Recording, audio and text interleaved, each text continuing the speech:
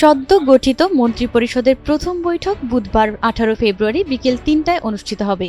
আজ সচিবালয়ে অফিস করবেন নতুন প্রধানমন্ত্রী তারেক রহমান। প্রথম কর্মদিবসে মন্ত্রিপরিষদ সদস্যদের সঙ্গে বিশেষ বৈঠক এবং সচিবদের সঙ্গে মতবিনিময় সভা করবেন তিনি। মঙ্গলবার বিএনপি মিডিয়া সেলের সদস্য সাইরুল কবির খান বিষয়টি নিশ্চিত করেছেন।